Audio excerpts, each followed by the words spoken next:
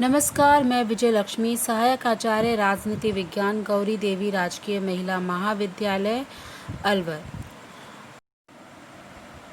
और आज हम इस वीडियो में जानेंगे संयुक्त राष्ट्र सुरक्षा परिषद यानी यूएनएससी के बारे में।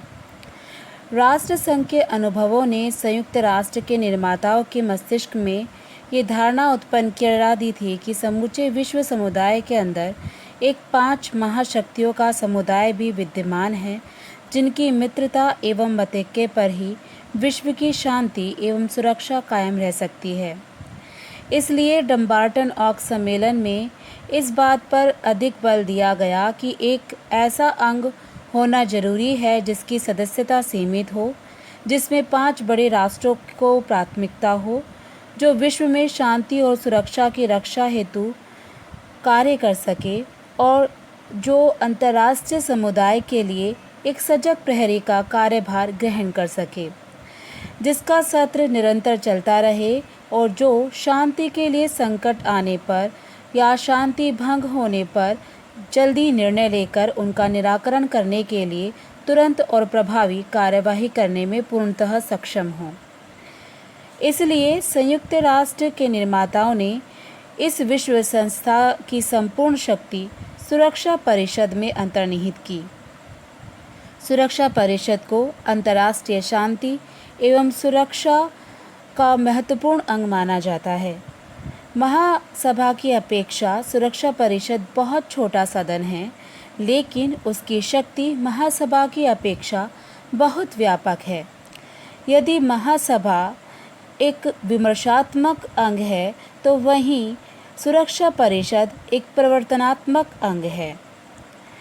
पामर और पर्किंसन ने इसे संयुक्त राष्ट्र की कुंजी कहा, वही एएस डॉक्टर ने इसे संघ की प्रवर्तन भुजा और डेविड कुशमैन ने इसे दुनिया का पुलिसमैन कहकर संबोधित किया। संयुक्त राष्ट्र चार्टर के अनुच्छेद 23 सुरक्षा परिषद की रचना और सदस्यता से संबंधित है। संयुक्त राष्ट्र चार्टर के 5वें अध्याय के अनुसार परिषद में मूलतः 5 स्थायी और 6 अस्थायी कुल 11 सदस्य होते हैं, परंतु सितंबर 1965 में संयुक्त राष्ट्र चार्टर में संशोधन के द्वारा अस्थायी सदस्यों की संख्या बढ़ाकर 10 कर दी गई और इस तरह वर्ष 1965 में सुरक्षा परिषद की सदस्य संख्या 15 हो गई। सुरक्षा परिषद के 5 स्थायी सदस्य अमेरिका, ब्रिटेन, फ्रांस, रूस और चीन हैं। सुरक्षा परिषद के स्थायी सदस्यों के पास वीटो पावर यानी निषेधाधिकार होता है। इन देशों की सदस्यता दूसरे विश्व युद्ध के बाद के शक्ति संतुलन को प्रदर्शित करती है। अस्थायी सदस्यता। अस्थायी सदस्यों का चुनाव 2 वर्ष के लिए होता है। अस्थायी सदस्य देशों को चुनने का उद्देश्य सुरक्षा परिषद में क्षेत्रीय संतुलन कायम करना है। इस अस्थायी सदस्यता के लिए सदस्य देशों में चुनाव होता है। इसमें 5 सदस्य एशियाई या अफ्रीकी देशों से, 2 दक्षिणी अमेरिकी देशों से, 1 पूर्वी यूरोप से, 2 पश्चिमी यूरोप या अन्य क्षेत्रों से चुने जाते हैं। अफ्रीका और एशिया महाद्वीप के लिए निर्धारित 5 सीटों में से 3 सीट अफ्रीका के लिए और 2 सीट एशिया के लिए निश्चित की गई। अफ्रीका और एशिया महाद्वीप दोनों में परस्पर सहमति के आधार पर अरब देशों के लिए 1 सीट आरक्षित करने का भी प्रावधान है।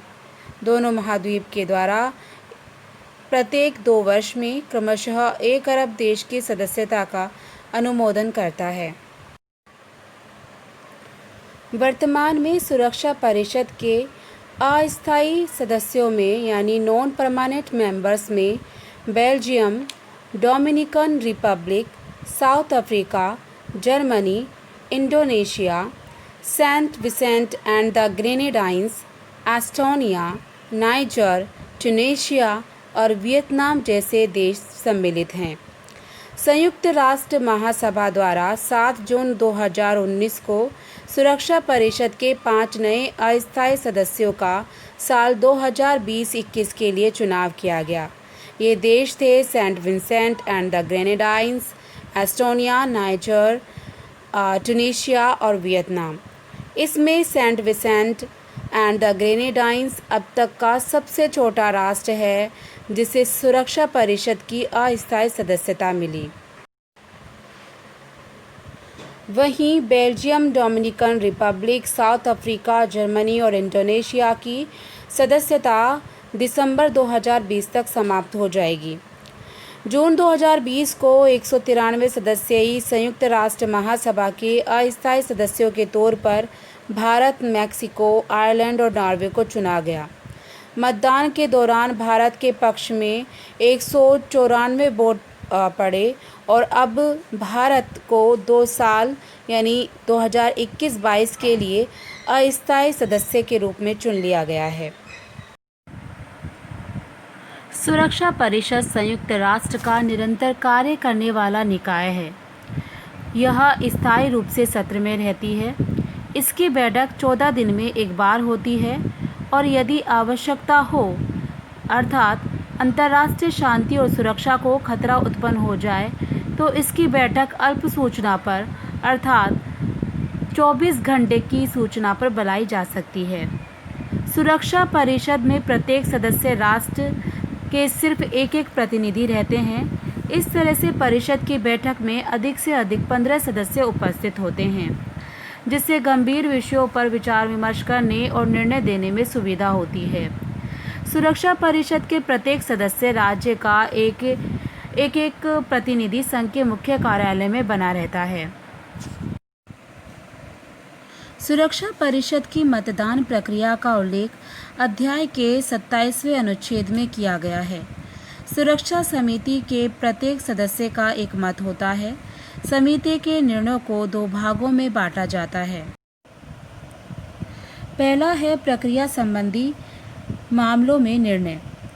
सुरक्षा परिषद के प्रक्रिया संबंधी निर्णय 9 सदस्यों के सकारात्मक मत द्वारा किए जाते हैं। और दूसरा है महत्वपूर्ण विषयों या मामलों में निर्णय। इसके लिए 9 स्वीकारात्मक मतों के साथ 5 स्थायी सदस्यों की सहमति भी आवश्यक होती है। इस प्रकार प्रत्येक स्थायी सदस्य को सभी महत्वपूर्ण विषयों में निषेधाधिकार प्राप्त हो जाता है। इस प्रकार सुरक्षा परिषद के स्थायी सदस्यों की स्थिति अन्य सदस्यों से अधिक महत्वपूर्ण हो जाती है और उन्हें निषेधाधिकार के कारण सुरक्षा परिषद में एक विशिष्ट स्थिति प्राप्त होती है। यहाँ मैं दोहरा निषेधाधिकार का अभिप्राय भी स्पष्ट करना चाहूँगी। यहाँ संयुक्त राष्ट्र चार्टर के अंतर्गत प्रक्रिया संबंधी और महत्वपूर्ण विषयों में भेद तो किया गया, लेकिन उसकी स्पष्ट व्याख्या नहीं की गई। इसलिए प्रक्रिया संबंधी मामलों के अतिरिक्त किसी भी विषय में जब निर्णय दिया जाता है तो उस समय महाशक्तियों को निषेधात्मक शक्ति या अधिकार प्राप्त हो जाता है।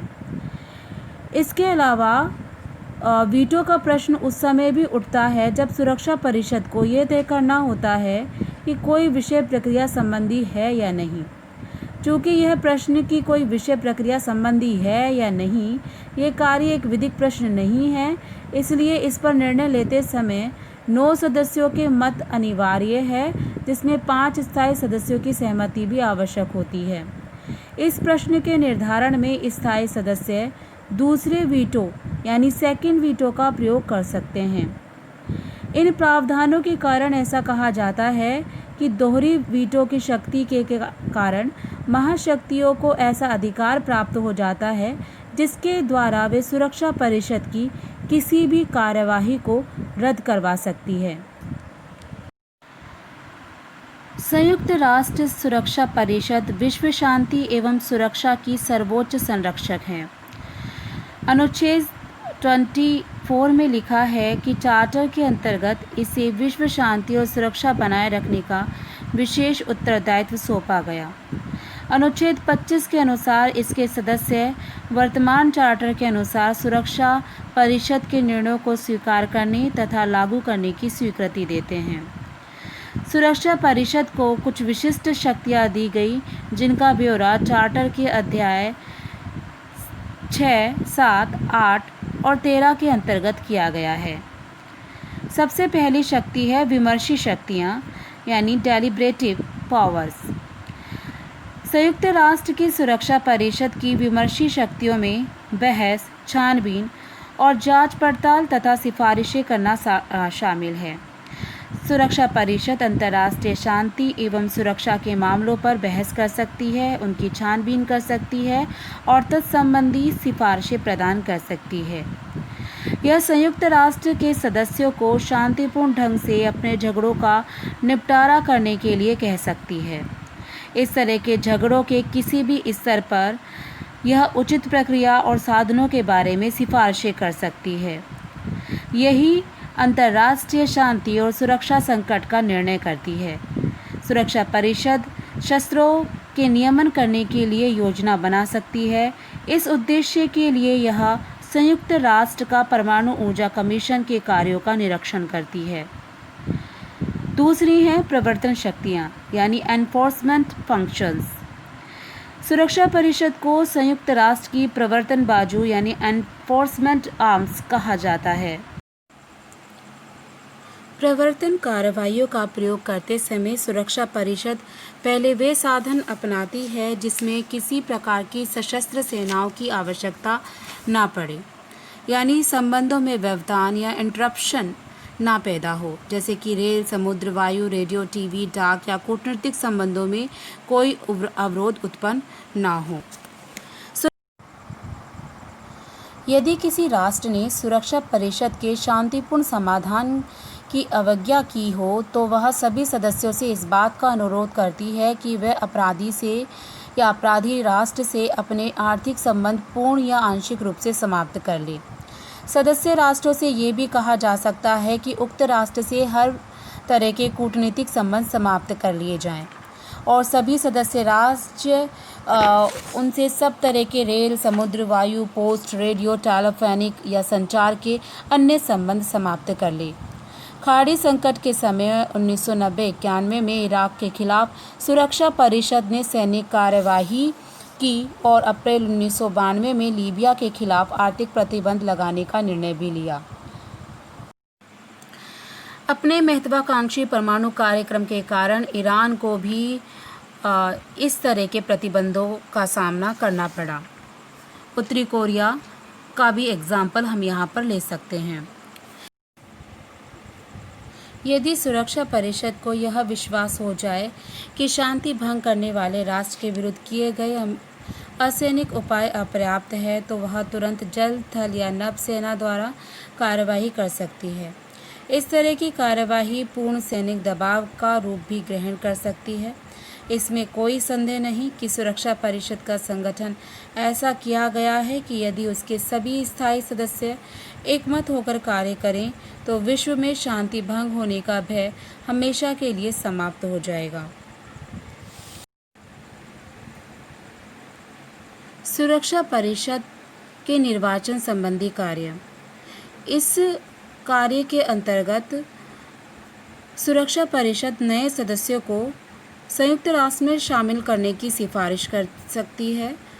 अल्बानिया, बुल्गारिया, हंगरी, रोमानिया आदि को बहुत लंबे समय तक संयुक्त राष्ट्र की सदस्यता नहीं दी गई क्योंकि सुरक्षा परिषद ने सदस्यता के लिए उनके मामलों की सिफारिश नहीं की थी। सुरक्षा परिषद महासचिव की नियुक्ति में भी भाग लेती है। यह चार्टर को बार बार भंग करने वाले सदस्यों को निलंबित करने की महासभा को सिफारिश कर सकती है। यह अंतर्राष्ट्रीय न्यायालयों के न्यायाधीशों की नियुक्ति में भी भाग लेती है। और चौथा, सुरक्षा परिषद का बहुत महत्वपूर्ण कार्य झगड़ों का शांतिपूर्ण निपटारा, पैसिफिक सेटलमेंट ऑफ डिस्प्यूट। झगड़ों के शांतिपूर्ण निपटारे के लिए संयुक्त राष्ट्र चार्टर के 6 अध्याय के अनुच्छेद 33 से 38 तक में सुरक्षा परिषद को झगड़ों के शांतिपूर्ण निपटारे करने के लिए 2 शक्तियां का वर्णन दिया गया है। ऐसे बहुत से तत्व हमारे सामने आते हैं जिससे सुरक्षा परिषद का महत्व कम हुआ, जिसमें बहुत महत्वपूर्ण है वीटो पावर। सुरक्षा परिषद के 5 स्थायी सदस्यों को प्राप्त निषेधाधिकार के कारण सुरक्षा परिषद के निर्णयों को लागू करने में बहुत गतिरोध सामने आया। शीत युद्ध में सुरक्षा परिषद की कार्रवाई बिल्कुल ठप हो गई थी। एक परिस्थिति ऐसी आई कि सुरक्षा परिषद प्रभावशाली ढंग से कार्य नहीं कर पाए। इसके अलावा महासभा के अंतर्गत, उस वीडियो के अंतर्गत भी मैंने आपको बताया था कि शांति के लिए संगठन प्रस्ताव, इसके माध्यम से भी महासभा की शक्तियों में अभिवृद्धि हुई और सुरक्षा परिषद की शक्तियों में ह्रास आया। इसके अलावा क्षेत्रीय सुरक्षा संधियां यानी रीजनल सिक्योरिटी अलायंसेस के द्वारा भी सुरक्षा परिषद के महत्व में कमी आई। संयुक्त राष्ट्र से बाहर शक्तिशाली नाटो, सीटो, वार्सा संधियों ने भी सुरक्षा परिषद के सम्मान को कम किया। सुरक्षा परिषद के ढांचे तथा कार्यविधि में विभिन्न दोषों के बावजूद आज भी विश्व समुदाय की विश्वास पात्र शक्तिशाली संस्था है और विश्व शांति को बनाए रखने के लिए आज भी उत्तरदायी है। सुरक्षा परिषद में परिवर्तन क्यों जरूरी है? अगर हम देखें तो सुरक्षा परिषद की स्थापना वर्ष 1945 की भू राजनीति के हिसाब से की गई थी। मौजूदा भू राजनीति द्वितीय विश्व युद्ध की पृष्ठभूमि से अब काफ़ी अलग हो चुकी है। शीत युद्ध की समाप्ति के बाद से ही इसमें सुधार की आवश्यकता महसूस की जा रही है। इसमें कई तरह के सुधार की आवश्यकता है, जिसमें संगठनात्मक बनावट और प्रक्रिया सबसे अहम है। मौजूदा समय में संयुक्त राष्ट्र सुरक्षा परिषद के 5 स्थायी देशों में यूरोप का सबसे ज़्यादा प्रतिनिधित्व है, जबकि यहाँ विश्व की कुल आबादी का मात्र 5% ही निवास करती है। अफ्रीका और दक्षिण अमेरिका का कोई भी देश सुरक्षा परिषद का स्थायी सदस्य नहीं है, जबकि संयुक्त राष्ट्र का 50% से अधिक केवल अकेले अफ्रीकी देशों से संबंधित है। शांति स्थापित करने वाले अभियानों में अहम भूमिका निभाने के बावजूद भारत जैसे अन्य देशों के पक्ष को मौजूदा सदस्यों द्वारा नज़रअंदाज कर दिया जाता है। संयुक्त राष्ट्र संघ के ढांचे में सुधार की आवश्यकता इसलिए भी है क्योंकि इसमें अमेरिका का वर्चस्व है और अमेरिका अपनी सैन्य और आर्थिक शक्ति के बल पर संयुक्त राष्ट्र और अन्य अंतर्राष्ट्रीय संगठनों की अनदेखी करता रहा है। सुरक्षा परिषद को प्रभावशाली अंग बनाने के लिए इसके सदस्यों की संख्या में वृद्धि करके इसकी संरचना में परिवर्तन करना बहुत ज़रूरी बन जाता है। इसके अलावा निषेधाधिकार व्यवस्था को समाप्त किया जाना चाहिए क्योंकि यह राष्ट्रों के बीच पक्षपात की भावना को पैदा करता है। इस व्यवस्था की जगह सुरक्षा परिषद के सभी सदस्यों के लिए समान मताधिकार की व्यवस्था शुरू कर देनी चाहिए, लेकिन ये इतना आसान नहीं होगा। सुरक्षा परिषद में बहुत से समूह अपने निरंतर दावेदारी करते रहे हैं। सबसे पहला नाम आता है G4 समूह का, जिसमें भारत, जर्मनी, ब्राज़ील, जापान ने मिलकर G4 नामक समूह बनाया। ये देश संयुक्त राष्ट्र सुरक्षा परिषद की स्थायी सदस्यता के लिए एक दूसरे का समर्थन करते हैं। G4 समूह का ये मानना है कि सुरक्षा परिषद को अधिक प्रतिनिधित्वपूर्ण, न्याय संगत व प्रभावी बनाने की ज़रूरत है। इसके अलावा एक महत्वपूर्ण संगठन और सामने आता है और वो है L69। ये समूह भारत, एशिया, अफ्रीका और लैटिन अमेरिका के करीब 42 यानी 42 विकासशील देशों का एक समूह का अगुवाई कर रहा है। L69 समूह ने UNSC सुधार मोर्चा पर तत्काल कार्रवाई करने की मांग की।